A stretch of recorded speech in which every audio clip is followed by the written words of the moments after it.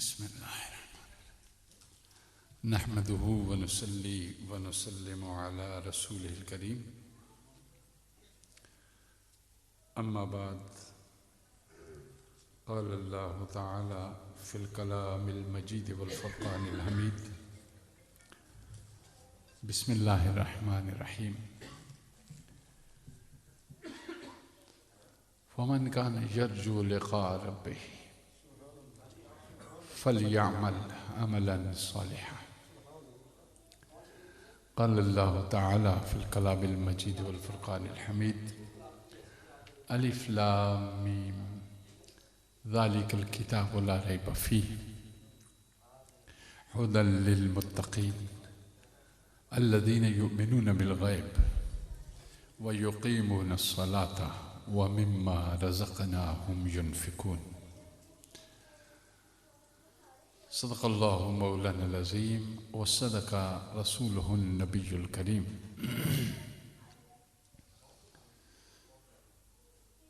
इन्नल्लाह व मलाइकतहु युसल्लूना अलन नबी या अय्युहल्लज़ीना आमनू सल्लु अलैहि व सल्लिमू तस्लीमा अल्लाहुम्मा सल्लि अला सय्यिदिना व मौलाना मुहम्मद व अला आलिहि व सहबिहि व बारिक व सल्लिम अल्लाहुम्मा सल्लि व सल्लिम व बारिक अला ज़ातिल मुहम्मदिय्यति वल आल अदद खल्क़िका या अल्लाह या रहमान या रहीम या हय्यु या क़य्यूम बिरहमतिका नस्तगीस।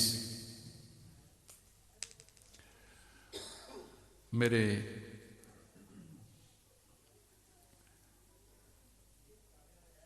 आक़ाए दो जहां सल्लल्लाहु अलैहि वसल्लम से मोहब्बत करने वाले और आपके फ़यूज़ो बरक़ातो अनवारो तजल्लियात से हिस्सा पाने के लिए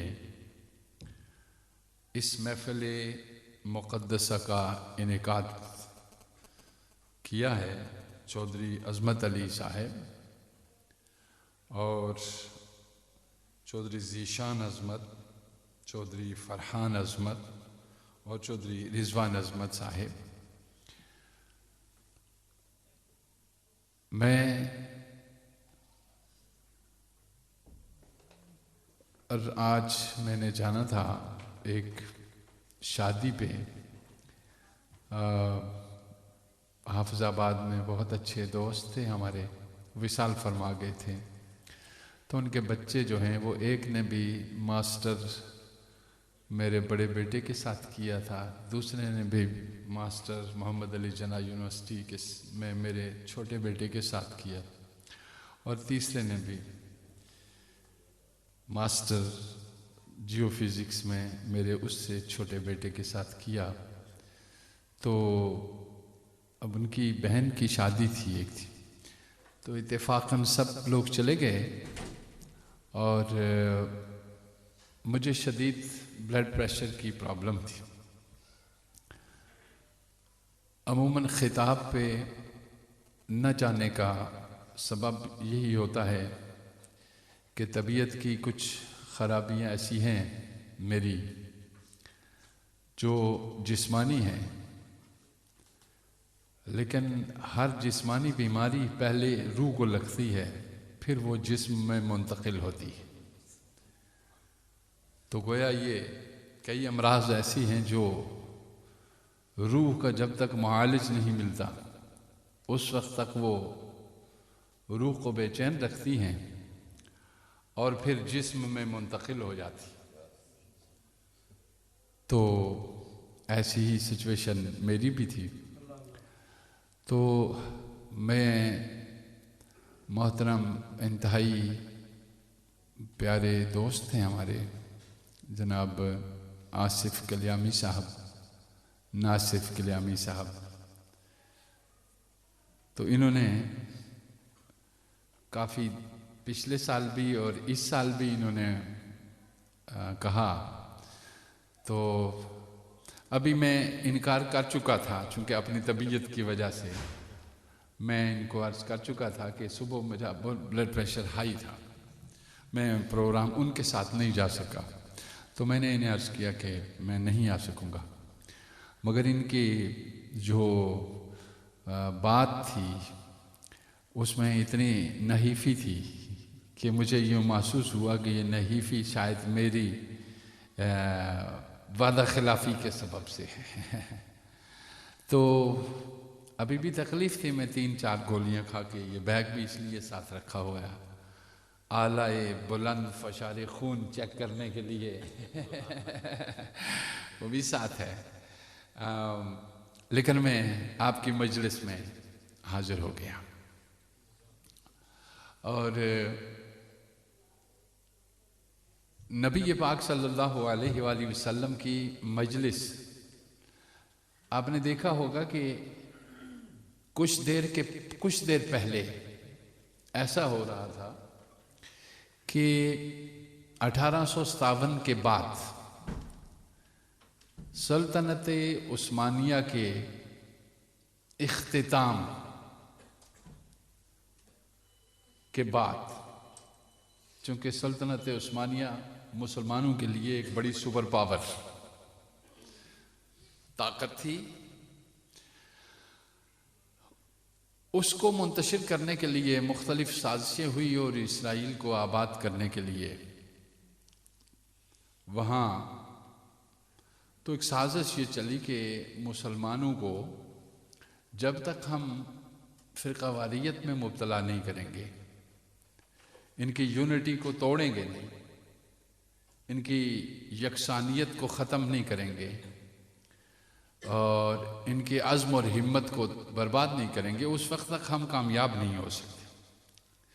तो मुत्तफ़िक़ तौर पे गौर ये हुआ कि कहाँ से स्टार्ट लिया जाए। उन्होंने कहा खुदा तो सबका मुश्तरक है, वो हिंदू का भी है, ईसाई का भी है, यहूदी का भी है, मुसलमान का भी है, तो वहाँ से तो बात नहीं बनेगी। बात यहाँ बनेगी कि ये फ़ाक़ाकश जो मौत से डरता नहीं कभी, रूह मोहम्मद इसके बदन से निकाल दो। फ़िक्रे अरब को देकर फ़रंगी तख़य्युलात, इस्लाम को हिजाज़ और यमन से निकाल दो। तो गोया बुनियादी 1857 के बाद रूह मोहम्मद खींच कर सल्लल्लाहु अलैहि वसल्लम मुसलमानों के दिल से निकालने की कोशिश की और ये कोशिश जारी रही ताकि मुसलमानों की सत्यानाश हो गई, बर्बादी हो गई, तबाह हो गए, ख़त्म हो गए और लड़ लड़ के अपना दिवालिया निकाल चुके। तो आखिर ये समझ आ ही गई कि जहाँ से हम रुख बदला था उस तरफ रुख करने की ज़रूरत है। तो फिर इस न्यू वर्ल्ड ऑर्डर के बाद रुख उसी तरफ लौटाया गया कि दुनिया में अमन मोहब्बत का आला तरीन जज्बा ही कायम कर सकता है और मोहब्बत का वो आला तरीन जज्बा किसी आला तरीन शख्सियत की मोहब्बत ही हो सकती है। और उस आला तरीन शख्सियत को तलाश करने के लिए कहीं दूर नहीं जाना पड़ा। प्रोफेसर हिटी ने कहा था कि दिल के तार छेड़ने के लिए और बुझे हुए चिराग को जलाने के लिए नजफ के सहरा में कोई चिंगारी तलाश की जा सकती है या बगदाद की सरजमी से या मदीना तैयबा के गुंबद खजरा से। और ये चिंगारियाँ जहाँ लगती हैं वहाँ आतिश शौक बढ़ती है। और वहीं फरमाया गया अशौक मरकबी, हुजूर ने फरमाया शौक मेरी सवारी है और ये ऐसी सवारी है कि इस पे सवार होकर मैं मकान की हद्दों से निकलकर लामकानी वसतों से परे हो गया। और ये शौक ऐसी सवारी है जिसने मुझे खुदा के सामने ला बिठाया और खुदा को मेरे सामने बेहिजाब कर दिया। ये तो फिर बाहर आती है तुझमें गुलिस्ता गम न खा, ये चली आती है फौजें दलीबा गम न खा। आज ये चौधरी साहब के बेसमेंट में तहखाने में महफिल नात, ये चौक में महफिल नात, ये मस्जिद में महफिल नात, ये बाजारों में महफिल नात, और ये सब कुछ ये बताता चाह रहा है कि 21वीं सदी मोहम्मद मुस्तफ़ा सल्लल्लाहु अलैहि वसल्लम के गुलामों की सदी है। और यहाँ पे दो चीज़ें जमा होंगी, एक साइंस और दूसरी रूहानियत। साइंस मगरब की तहकीक है जिसकी इब्तिदा अरब से हुई थी और उरूज तक मगरब ने उसको पहुंचाया। और रूहानियत ये मशरक का उभरता हुआ सूरज है। तो जब साइंस और रूहानियत दोनों यकजा हो जाएंगे कि दुनिया में अमन और मोहब्बत और ईसार और कुर्बानी के सिवा कोई चीज़ नज़र नहीं आएगी, तो इस्लाम इस चीज़ का तकाजा करता है। तो आज की ये जो मजलिस है आपकी, मैंने थोड़ी सी गुफ्तगू करनी है। फरमा फमन कान यरजू लिक़ा रब्बिही फलयअमल अमल सालिहा, कि हर शख्स की आखिरी मंजिल उस हकीकतुल हकाइक तक रसाई है, और उस रसाई की तरफ कुरान ने इशारा फरमाया व इला रब्बिकल मुंतहा, तेरी आखिरी मंजिल तेरे रब तक रसाई है और उसकी शनासाई है। और उस तक रसाई कैसे हो, उसके लिए फरमाया फमन कान यरजू लिक़ा रब्बिही फलयअमल अमलन सालिहा, जो अल्लाह से मिलना चाहे उसे चाहिए है कि वो अपने अमल के अंदर सलाहियत पैदा करे। एक ये है कि अमाल सालिहा इख्तियार करे, और एक ये है कि अमाल के अंदर सलाहियत पैदा करे। एक है सालेह अमल और एक है सलाहियत वाला अमल। सालेह अमल मुसलसल कई सदियों से हो रहे हैं, लेकिन सलाहियत वाला अमल जिसको इकबाल ने कहा था जुबान ने कह भी दिया ला इला तो क्या हासिल, जुबान ने कह भी दिया ला इला तो क्या हासिल, दिलो निगाह मुसलमान नहीं तो कुछ भी नहीं, दिलो निगाह मुसलमान नहीं तो कुछ भी नहीं। तवज्जो दीजिए मेरी बात की तरफ कि इंसान के अंदर से इज़्तिराबी कैफियत में निकली हुई आह को इबादत भी कहते हैं, और उसी आखिरी इज़्तिरारी और इज़्तिराबी कैफियत में निकली हुई हाय को शफा भी कहते हैं।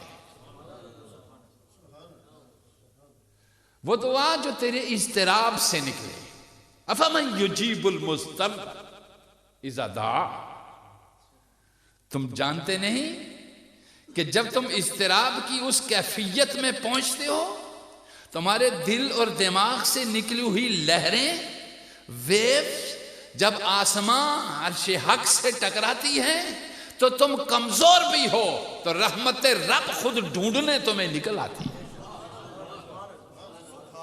रहमत हक खुद तुम्हें तलाश करने निकल आती है। तवज्जो दीजिए मेरी बात की तरफ कि हम इसको समझ जाएं। और अब मैंने अर्ज कर दिया, एक है अमले सालेह और एक है अमले बासलाहियत। सालेह आमाल इंसान की सेल्फ प्योरिफिकेशन तो करते हैं, मगर कायनात की तकदीरें बदलने की सलाहियत उनके अंदर मौजूद नहीं होती। सालेह आमाल, नमाज आपको फायदा देगी, मुझे नहीं, रोजा आपको फायदा देगा, मुझे नहीं, आप समझ गए, मगर सच बोलना आपको भी फायदा देगा, मुझे भी देगा। सच का फायदा आपको भी है और मुझे भी है। तवज्जो देखिए मेरी बात की तरफ गौर कीजिए कि आमाल क्या है। हमने बाज आमाल को अपनी जाती जरूरत बना लिया और बाज आमाल को हमने उससे हटाकर दूर कर दिया। और हकीकत यह थी कि वो आमाल जो हमसे मतरूक हो गए, अल्लाह तक रसाई का सबसे बड़ा जरिया भी वही थे। वो आमाल आपके सूरतें इख्तियार करते हैं। आपके आमाल क्या इख्तियार करते हैं? शक्लें, सूरतें। कुरान मुकद्दस ने भी इरशाद फरमाया, आपका हर अमल एक सूरत इख्तियार करता है और वही सूरत यहां अपना असर दिखाती है इस कायनात में। इस कायनात में वो सूरत अपना असर दिखाती है। असर कैसे दिखाती है ये भी बताऊंगा आपको। और इस कायनात से अगली कायनात में जब हम मुंतकिल होते हैं, उसमें अपनी मिसाल पैदा करती है। यहां आसार से जाहिर होते हैं, वहां मिसाल पैदा होती है। और डे ऑफ जजमेंट जब उठेंगे वहां हकीकत रूनमा होगी। वहां क्या रूनमा होगी? हकीकत। तो गोया हम ये समझें कि बाद में शायद मालूम होगा कि हम जन्नत में जाएंगे या जहन्नम में। ऐसा नहीं है, ऐसा नहीं है। उसके आसार यहीं से शुरू होते हैं। उसके आसार यहीं शुरू होते हैं। कुछ पे जिन पे आसार यहीं पे शुरू होते हैं, कुरान मुकद्दस कहता है अला इन्ना औलिया अल्लाह ला खौफुन अलैहिम वला हुम यहज़नून। खौफ को आप क्या कहेंगे? एंजाइटी। अपनी जदीद जुबान में क्या कहेंगे? घबराहट को क्या कहेंगे? Anxiety, depression. ठीक है, आप समझ गए। यहां पे वो खौफ और हुज्न, खौफ और हुज्न दो में फर्क है। एक माजी का है और एक मुस्तकबिल का है। खौफ माजी का है और हुज्न मुस्तकबिल का है। माजी में जो कबाहतें हो गई वो खौफ पैदा करती हैं, और मुस्तकबिल में जो नाउमीदियां इंसान पे छा जाती हैं वो हुज्न में मुंतकिल करती है। आप समझ गए। तो फरमाना मकसूद यह है कि मोमिन का सिर्फ हाल होना चाहिए, न माजी की फिक्र होनी चाहिए, न मुस्तकबिल के अंदर जाना। मोमिन का सिर्फ, और मोमिन जब साहिब हाल होता है। हाल क्या है कि अभी हम बैठे हुए हैं, हमारे दिल से निकलने वाली लहरें और हमारे दिमाग से निकलने वाली वेव्स, लहरें, ये बराए रास्त जमीन से आसमां की तरफ सफर कर रही है। जमीन से किधर सफर कर रही हैं? आसमां की तरफ सफर कर रही है, ऊपर की तरफ जा रही है। इसलिए आपने देखा होगा कि आपने सिग्नल वसूल करने हों तो आप एक एंटीना लगाते हैं, ऊपर लगाते हैं, ऊपर लगाते हैं, और उससे वो क्या, जो फिजा में सिग्नल हैं वो आप मौसूल करते हैं। और अगर आपका रिसीवर दुरुस्त है, रिसीवर दुरुस्त है जो सिग्नल मौसूल जिससे करते हैं, और आपका जो मॉनिटर है टीवी वो दुरुस्त है, तो सिग्नल जो आते हैं वहां पे, सिग्नल जब तक होते हैं वो नजर नहीं आते, जब मॉनिटर में पहुंचते हैं तो नजर आते हैं। मॉनिटर में पहुंचते हैं तो नजर आते हैं।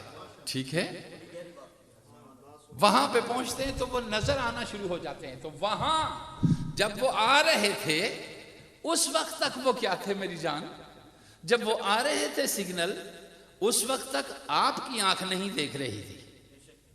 जिस तरह इस दुनिया में हमारी आंख ये नहीं देख रही कि कल हमारे साथ क्या होगा जब हमें एक 9 फुट गहरे गड्ढे में रख दिया जाएगा, ये नहीं देख सकते। फिर वहां मॉनिटर लगेगा, वो सिग्नल जो यहां सारे तूने मौसूल किए होंगे वो तेरे डीएनए में फिट कर दिए जाएंगे।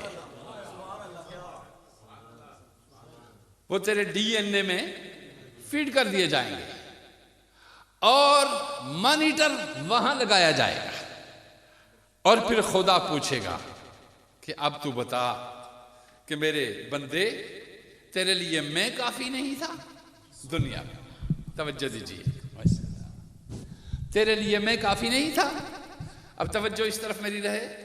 आपने देखा कि हर हैवान जो भी है, परिंदा है, चरिंद है, सब है, आपने देखा बकरी, गाय, घोड़ा, गधा, उसका जो सिग्नल रिसीव करने वाला एंटीना है वो फ्रंट पे होता है, आपका ऊपर है। आपका क्या है? ऊपर है। सर आपका ऊपर है, क्योंकि जानवर मादी ही कायनात में रहते हैं, मादी ही रिस्क हासिल करते हैं, मादी ही सिग्नल उन्हें चाहिए हैं ताकि ये चीज मुज़रे सेहत है या मुफीद सेहत है। आप समझ गए? आपने देखा नहीं, हर जानवर ग़िज़ा इस्तेमाल करते वक्त अपने पूरे सेंस इस्तेमाल करता है, ऐसा ही है कि नहीं? तो उसको सिग्नल फ्रंट पे रखे, आपका डिश एंटीना ऊपर रखा, क्योंकि आपको सिग्नल बराह रास्त ऊपर से आ रहे हैं। बराह रास्त आपके दिमाग में जो भी ख्याल आया है वो ख्याल परवरदिगार आलम की तरफ से आया है। जब आपके ये ख्यालात खत्म हो जाते हैं तो आपके जिस्म की मौत हो जाती है और रूह की हयात शुरू हो जाती है। अब समझिए, जिस्म मनता है। अभी सूरत हमारी यह है कि जिस्म जाहिर है और रूह पोशीदा है, और इस दुनिया से जाने के बाद रूह जाहिर हो जाएगी और जिस्म पोशीदा हो जाएगा। और डे ऑफ जजमेंट जब तू उठ बैठेगा तो तेरी रूह भी यही होगी और तेरी बॉडी भी यही होगी। आप समझ गए? अब तवज्जो मेरी तरफ रखिए ताकि मैं आखिरी जुमले आपसे कह के फिर इस तरफ ले जाऊं कि आपको ऊपर से सिग्नल वसूल होते हैं, और ऊपर से जो सिग्नल वसूल हो रहे हैं आपको, वो कहां से आते हैं? आपका हर ख्याल अल्लाह की तरफ से आ रहा है। फिर इस कायनात में दो ताकतें रहती हैं, एक शैतानी ताकत और एक मलकी ताकत, जिसको कुरान ने कहा असहाबे यमीन और असहाबे शमाल। और कुरान ने यह भी कहा कि वमा अदराका मा असहाबुल यमीन। तूने गौर करने की कभी जरूरत ही नहीं की, जरूरत ही नहीं समझी कि असहाबे यमीन क्या है, और तूने गौर करने के लिए कभी देखा ही नहीं कि यह असहाबे शमाल क्या है। आपकी हर लेफ्ट साइड इसके अंदर सिग्नल शैतान की तरफ से आते हैं, और आपकी राइट साइड के सिग्नल ये रहमान की तरफ से आते हैं। अब सुनिए, अब मैं आपको बताऊं, मंबा एक ही है, रहमान, मगर चूंकि तेरी रूह जब मां के पेट में था रिज़्क़ हलाल तो खा रहा था मगर तैयब नहीं था। आपने रिज़्क़ हलाल और तैयब में फर्क समझा है कभी? जी, हलाल क्या है? और कुरान मुकद्दस ने कहा रिज़्क़न हलालन तैयबा। हलाल ये है कि एक बकरी पे आपने छुरी चलाई और उसका गोश्त आपके अल्लाह अकबर तकबीर पढ़ लेने के बाद हलाल हो गया, मगर वो बकरी चोरी की थी या गसब की थी या लूट मार की थी, वो खाना तेरे लिए हलाल तो है मगर तैयब नहीं है। वो खाना तेरे लिए तैयब नहीं है। तकाजा ये कर रहा है कि तेरा रिज़्क हलाल और तैयब होगा, तब दुरुस्त सिग्नल ऊपर से वसूल होंगे, तब दुरुस्त सिग्नल वसूल होंगे। अगर ये तैयब नहीं होगा, हलाल तो है मगर तैयब नहीं है, तो रिज़्क के लिए हलाल होना जहां जरूरी है वहां तैयब होना जरूरी है, क्योंकि ज़हनी इर्तिका रिज़्क़ हलाल से होता है और कल्बी और रूहानी इर्तिका हलाल तैयब से होता है। कल्बी इर्तिका किससे होता है? तैयब से। इसलिए कुरान ने कहा खाते जो कुछ हो तुम हलाल तो है, लेकिन ये तैयब भी है कि नहीं? ज़राए कौन से थे जिससे ये इस्तेमाल किया? ये लाए हो। तो कुरान कहता है कि अगर ये तैयब ज़राए से बचपन में इंसान को मिला, ठीक है, जिस तरह तैयब जरिए से हजरत फातिमा चक्की पीस कर हसन हुसैन को खिलाया कर। आपने देखा ये तैयब हजरत अली जिनका नाम लेकर आज दुनिया खाती है, सारी जिंदगी हजरत अली ने यहूदियों की जमीन उनको लेकर उनमें काश्तकारी की, काश्तकार रहे और फसल का एक हिस्सा मालिक को देते रहे, एक अपना रखते और एक अपने दोस्तों का रखते और एक अपने बच्चों का रखते। गौर किया है कभी आपने? नहीं? आप समझते होंगे कि शायद हजरत अली पे मानो सलवा ऊपर से उतरता होगा। नहीं नहीं, मेरी जान पड़े, तसव्वुरात बड़े गलत हो गए हमारे। हजरत अली वहां से लेते।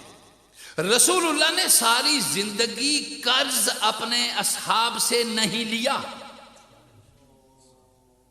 आप समझ रहे हैं मेरी बात?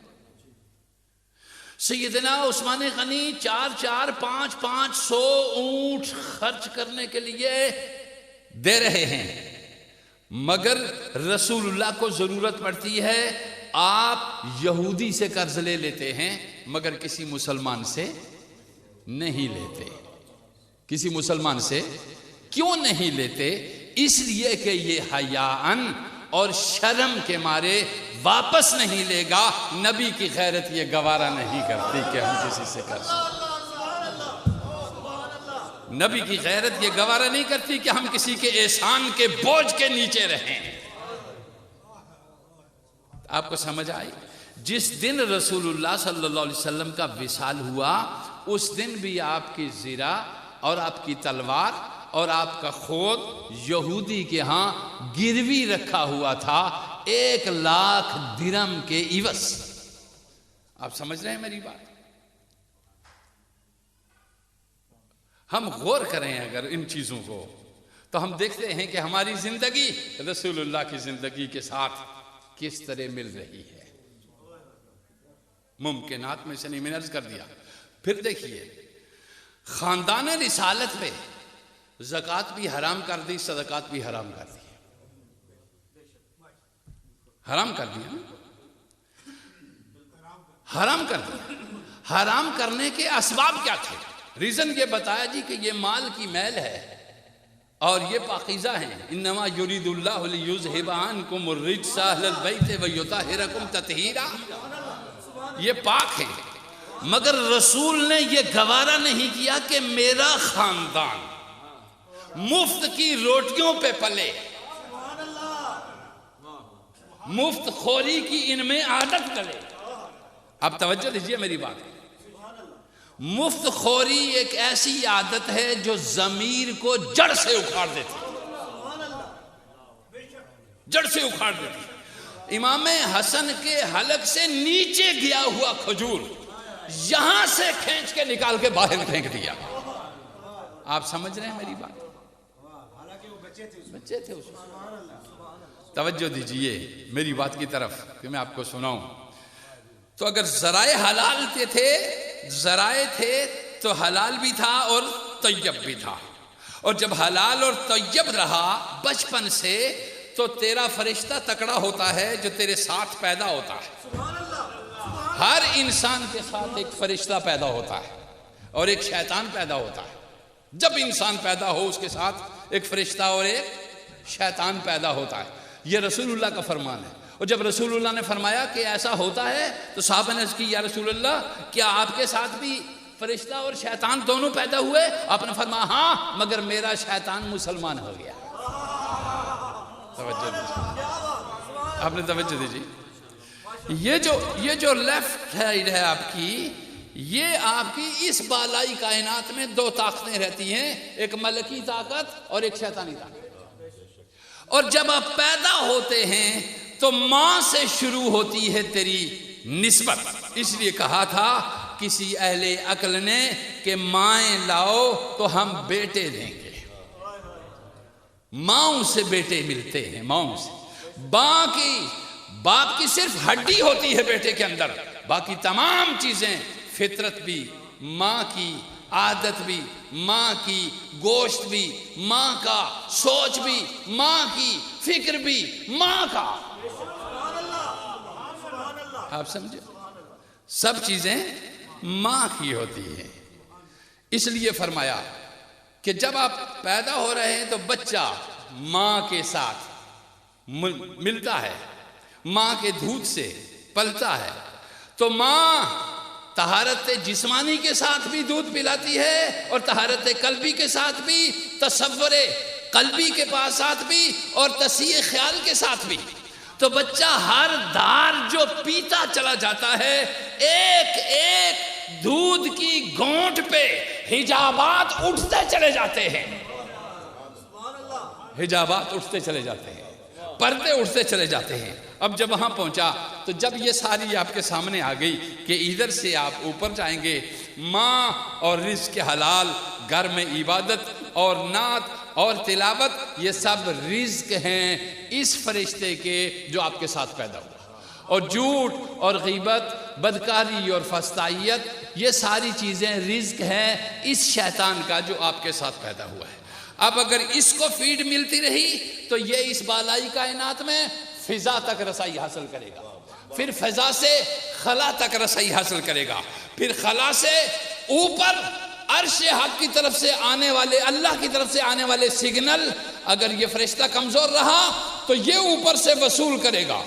और ये जरिया गलत हो गया, सिग्नल सही था, बारिश का कतरा सही था, रहमत का कतरा पाकीज़ा था, मगर जगह गंदी पड़ा, गंदा हो गया, गलीज जगह पड़ा, गलीज हो गया, काबे पे पड़ा, शफा वाला बन गया, गुंबद खजरा पे पड़ा, दवा बन गई। आपने तवज्जो दी? तो इधर से गया तो ये हुआ, इधर से गया तो ये हो गया। अब यहां से अगर ऊपर से सिग्नल आया, अल्लाह बराह रास्त हर इंसान से मुखातब रहता है। 24,000 सांस जो आप लेते हैं, 80 या 82,000 बार जो आपके दिल की धड़कन है, लाख या 9 लाख बार जो आपके रूह की रफ्तार है, इस सारी रफ्तार के साथ अल्लाह आपके साथ रहता है, अल्लाह आपके साथ रहता है। आप समझ गए? अब ऊपर से अगर सिग्नल गलत रास्ते से आया, शैतान ने पकड़ा और ऊपर से यहां से कोई रिच नहीं मिला था, तो ये ऊपर से आया, दिमाग में उतरा, दिमाग में उतरा, तो ये दिमाग के जरिया से दिमाग की तरफ आया तो ये ख्याल बद था, दिल में उतरा तो ये तसव्वुर बद बन गया, अमल में आया तो ये अमल बद बन गया।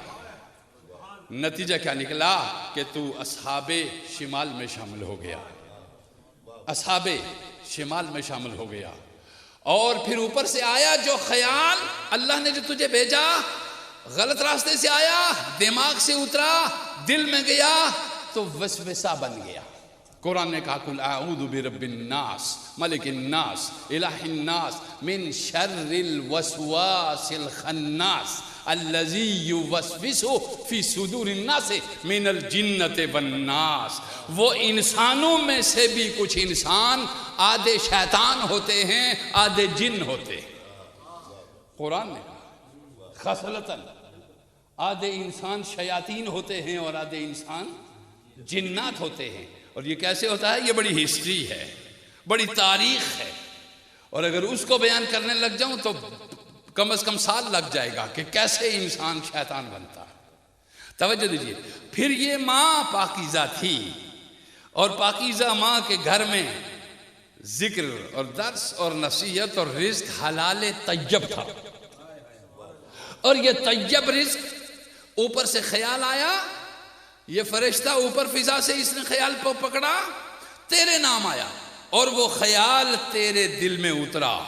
तो कुरान कहता है वो ख्याल तेरे दिल में उतरते ही इल्हाम बन गया। क्या बन गया? वल्लज़ीन क़ालू रब्बुनल्लाह सुम्मा इस्तक़ामू ततनज़्ज़लु अलैहिमुल मलाइका। वो तेरे दिल में उतरने वाला ख्याल क्या बन गया? इल्हाम। क्या बन गया? इल्हाम। इल्हाम इल्हाम अगर कवि हो, ताकतवर हो, तो इंसान मुस्तकबिल की पेशन गोइयां कर सकता है, मुस्तकबिल की फ्यूचर की पेशन गोई कर सकता है अगर इल्हाम कवि हो। चूंकि इल्हाम कवि लाजिम हो जाता है कश्फे सही के लिए, तो इंसान पेशन गोई मुस्तकबिल की कर सकता है। अब ये, लेकिन इस इल्हाम को भी दलील के तौर पे आप इस्तेमाल नहीं कर सकते, इसलिए कि ये इल्हाम किसी वली पे हुआ है, तो वली का इल्हाम काबिल नसीहत और कबूल तो है, मगर बतौर दलील नहीं लिया जा सकता, और बतौर दलील वही इल्हाम लिया जाएगा जो इल्हाम उस रास्ते से आया है। कौन से रास्ते से? कुरान ने कहा अलिफ लाम मीम ज़ालिकल किताब ला रैब फीह, अलिफ अल्लाह, लाम जिब्रील, मीम मोहम्मद, मीम मोहम्मद।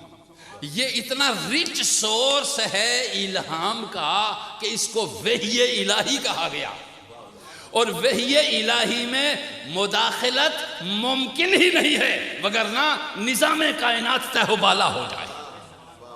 जब वही इलाही में मुमकिन ही नहीं थी मुदाखलत, तो वो वही बन गई, वो नबी पे हुई। साफ दिमाग, साफ दिल और साफ अमल ये वली के पास आया तो इल्हाम बन गया। गलीज दिमाग, गलीज अमल और गलीज फिक्र ये गंदे इंसान के पास आई तो वसवसा बन गया। तो गोया इंसान ही शैतान भी है, इंसान ही जिन भी है, इंसान ही वली भी है, इंसान ही नबी भी है। तवज्जो। अब कुरान ने कहा अलिफ लाम मीम, अलिफ अल्लाह है और अल्लाह खालिक है, हर चीज का खालिक है। लाम जिब्रील अमीन है, लाम जिब्रील अमीन है। अल्लाह खालिक अम्र है और जिब्रील अमीन उस अम्र की सूरत है। जिब्रील अमीन उस अल्लाह के अम्र की क्या है? सूरत है। तवज्जो दीजिए, तवज्जो दीजिए। लेकिन इस सूरत को जो जिब्रील अमीन की है, इसको हम असर सूरत कहेंगे। इसको क्या कहेंगे? सूरत का असर। और असल सूरत जिब्रील अमीन की मोहम्मद मुस्तफ़ा सल्लल्लाहु अलैहि वसल्लम। तवज्जो दीजिए, इसलिए फरमा अलिफ लाम मीम, ये तीनों सोर्स जहां जमा हुए तो वहां से जो नॉलेज आए उसको हम ऐसी किताब कहते हैं जिसमें शक छोड़ते ही नहीं, जिसमें शक छोड़ते ही नहीं, ला रैब फी। और है उस किताब का काम क्या? फरमाया हुदन लिल मुत्तकीन, और वो किताब हिदायत है मुत्तकी लोगों के लिए। हिदायत किस चीज़ का नाम है? बस ये आखिरी जुमले अर्ज करके इजाज़त चाहूँ। हिदायत क्या है? तेरी शख्सियत अगर पाक है, ख्यालात तेरे पाकीज़ा हैं, दिल तेरा पाक है, लिबास तेरा पाक है, रिज्क तेरा हलाल तय्यब है, तो फिर हिदायत अल्लाह की तरफ से आने वाले दुरुस्त तखय्युलात जो तेरे दिमाग के अंदर आएंगे उसी को हिदायत कहते हैं। और वो ऊपर से आए तो हिदायत ख्याल की सूरत में होती है, और वो ख्याल फिर बदलता है। जब आगे बढ़ता है तो वो ख्याल बदलता है। हुजूर की हदीस फरमाती है वो ख्याल बदलता है इरादे के अंदर, और वो इरादा बदलता है नीयत के अंदर, और वो नीयत बदलती है अमल के अंदर, और अमल बदलता है नताइज के अंदर। आपने समझा? यू ट्रांसफर दर ट्रांसफर होता है। ये बड़ी कज़िन कायनात है। ये हम ढोर डंगर और भेड़ बकरियों की तरह जिंदगी गुजारते हैं, बखुदा हमारी इंसानी जिंदगी नहीं है। कुरान को पढ़ें तो इससे उठने को दिल नहीं करता। ये यकदम तुझे खुदा और मुस्तफ़ा की मजलिस में ला बिठाता है, और फिर खुदा और मुस्तफ़ा से हम कलाम करता है तुझे।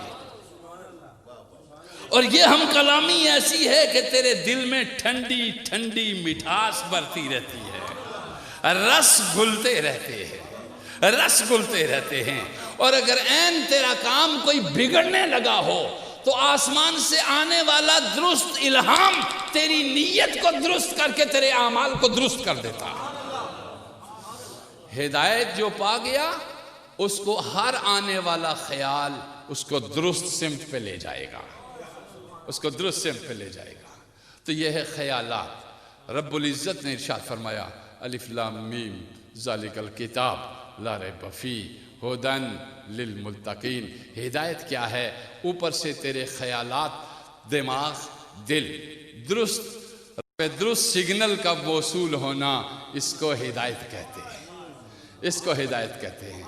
और ये दुरुस्त सिग्नल जो मौसूल हो रहे हैं तेरे अंदर, इन दुरुस्त सिग्नल्स को अगर दुरुस्त अमल में बदलेगा तो यहाँ उसके असर तुझे इतने अच्छे नजराएंगे कि जिस घर में रहेगा हर पड़ोसी बढ़ के तेरी खिदमत करेगा, हर पड़ोसी तेरा दिलदादा होगा, हर शख्स तेरा दिलदादा होगा।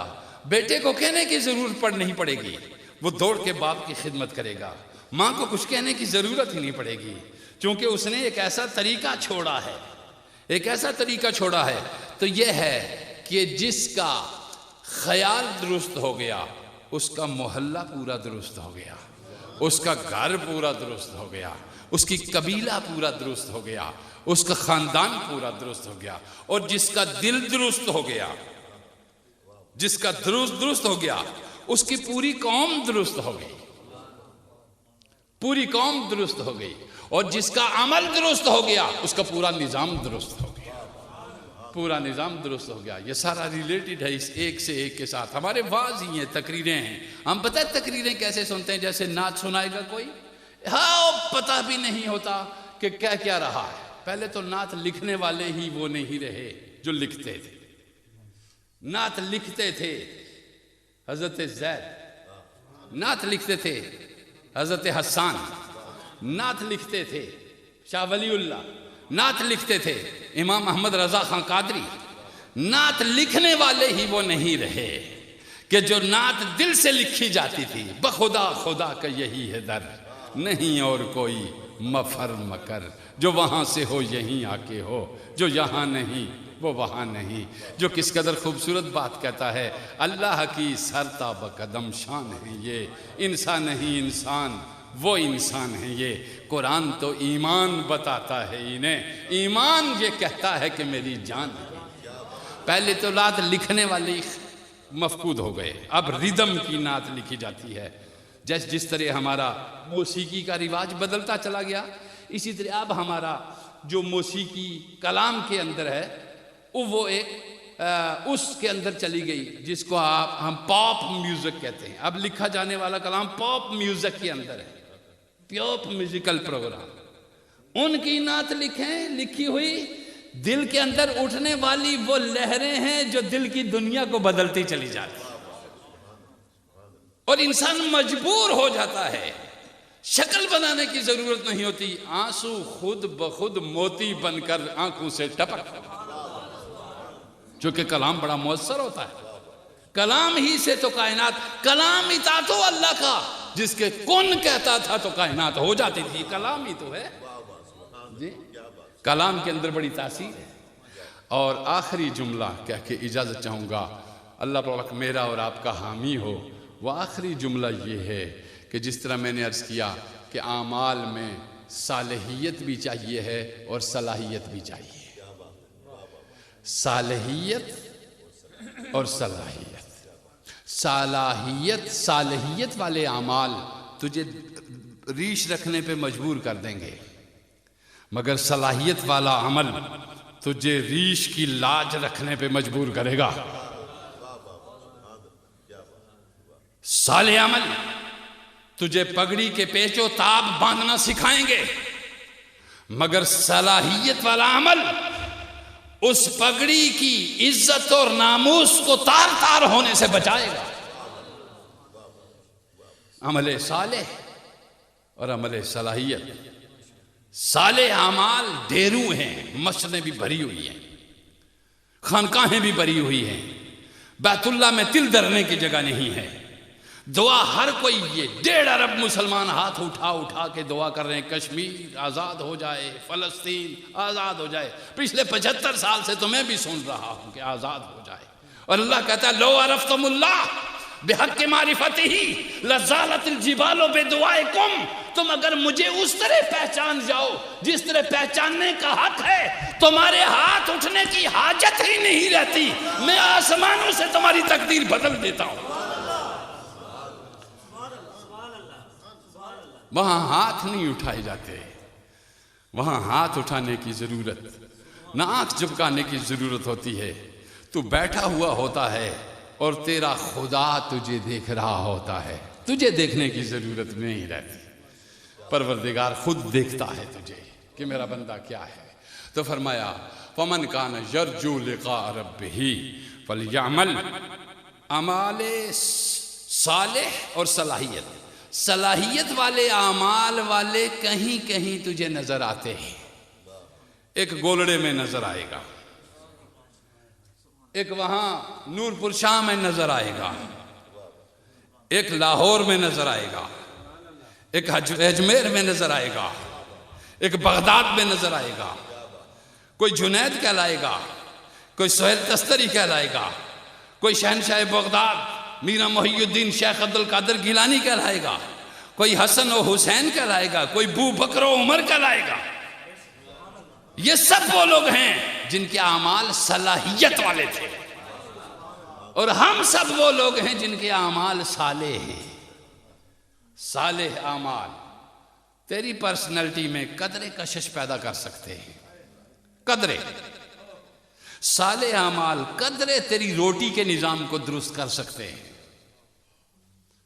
साले आमाल कदरे इतना रिलीफ तुझे देंगे कि तू मर जाए तो तुझे मुसलमानों के कब्रिस्तान में दफन करा सकते हैं। लेकिन अगला निजाम उसका है कि वहां तू आया है, अगर तू अब्दुल्ला है या रंजीत सिंह है, आने वाला कौन है? तो सो परवरदिगार आलम ने इरशाद फरमाया आमाल सालेह। तो आमाल सालेह ये सब आमाल सालेह हैं। आमाल के अंदर सलाहियत पैदा करो, और अमल के अंदर सलाहियत हलाल तय्यब से पैदा होती है। हलाल सब लिखा होता है, हर चीज़ पे हलाल, मगर हलाल इस्तेमाल करने वाला अमल सालेह करता है, और तय्यब इस्तेमाल करने वाला अमल के अंदर सलाहियत रखता है। सलाहियत मेरा अल्लाह मेरा भी हामी हो और आपका भी, मेरा भी। अल्लाह मुझे भी, मेरी भी सेहत और सलामती और बख्शिश फरमाए, और मेरे माँ बाप की भी, और आपके माँ बाप और बहन भाइयों की भी बख्शिश फरमाए। मेरी जिस्मानी रूहानी मर्ज़ें भी मेरा रब दूर करे, और आपके भी। और अल्लाह हमें यहाँ इज़्ज़त से रखे और वहाँ शर्मिंदा न करे। वमा अलैना।